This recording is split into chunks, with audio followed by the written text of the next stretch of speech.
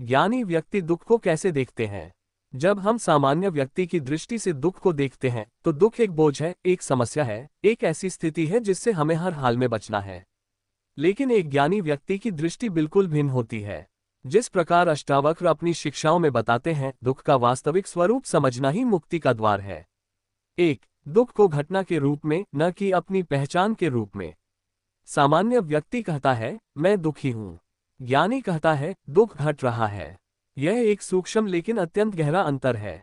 ज्ञानी व्यक्ति दुख को अपने अस्तित्व से नहीं जोड़ता। वह जानता है कि दुख मन में उठी एक तरंग है, जैसे आकाश में बादल आते हैं और चले जाते हैं। आकाश बादलों से प्रभावित नहीं होता, उसी प्रकार आत्मा दुख से प्रभावित नहीं होती। 2. दुख को साक्षी भाव से देखना।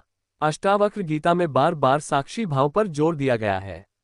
ज्ञानी व्यक्ति हर अनुभव को साक्षी की तरह देखता है, चाहे वह सुख हो या दुख। जब दुख आता है, वह उससे लड़ता नहीं, उसे दबाता नहीं और न ही उससे भागता है। वह उसे देखता है, समझता है और उसकी उपस्थिति को स्वीकार करता है। यही स्वीकार भाव दुख की जड़ को कमजोर कर देता है। 3. दुख को अहंकार की उपज समझना। ज्ञानी जानता है कि दुख का मूल कारण अहंकार है। अहंकार क्या कहता है? मेरे साथ ऐसा क्यों हुआ? मेरी इच्छा पूरी क्यों नहीं हुई? मुझे ही क्यों कष्ट मिला? जब तक मैं का आग्रह है, तब तक दुख है। लेकिन जब ज्ञानी ये देख लेता है कि यह मैं भी एक कल्पना है, तब दुख की जड़ कट जाती है। तब जो कुछ भी घटता है वो केवल जीवन की एक लहर है, न व्यक्तिगत न स्थायी। 4. दुख को शिक्षक के रूप में देखना। ज्ञानी व्यक्ति दुख को शत्रु नहीं मानता, वह उसे एक गुरु की तरह देखता है। दुख हमें हमारी आसक्तियों का बोध कराता है। जहां भी अपेक्षा है वहीं दुख की संभावना है। यदि किसी संबंध से अत्यधिक आसक्ति है तो उसके टूटने पर पीड़ा होगी। यदि किसी पद या सम्मान से पहचान जुड़ी है तो उसके खोने पर कष्ट होगा।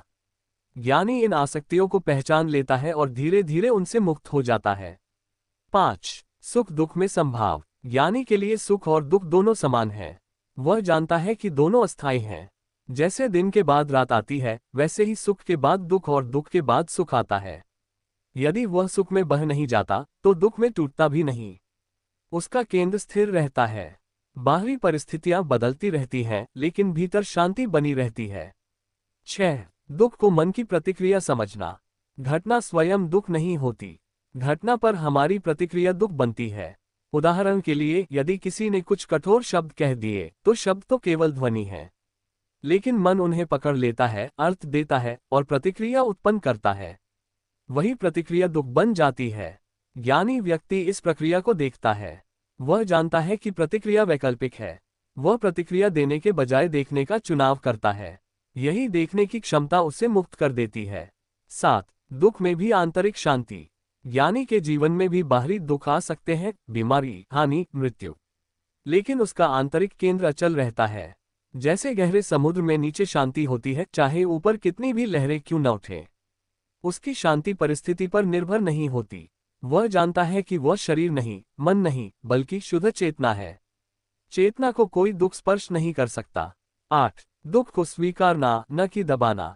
ज्ञानी व्यक्ति भावनाओं को दबाता नहीं। यदि शरीर में पीड़ा है तो वह उसे अनुभव करता है। यदि मन में उदासी उठती है तो वह उसे देखता है, लेकिन वह उसमें डूबता नहीं।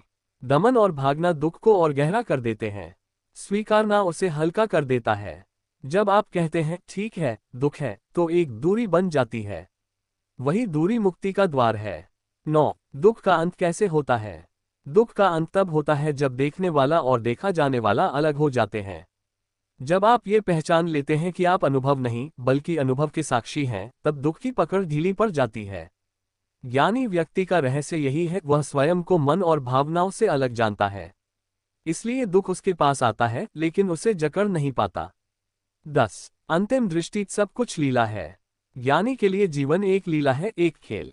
इसमें सुख दुख, लाभ हानि, मिलन विछोह सब आते हैं, लेकिन वह जानता है कि यह सब अस्थायी है। जैसे आप फिल्म देखते समय रो भी सकते हैं, हंस भी सकते हैं, लेकिन भीतर जानते हैं कि यह केवल फिल्म है। वैसे ही ज्ञानी जीवन को जीता है, पूर्णता से, लेकिन आसक्ति रहित।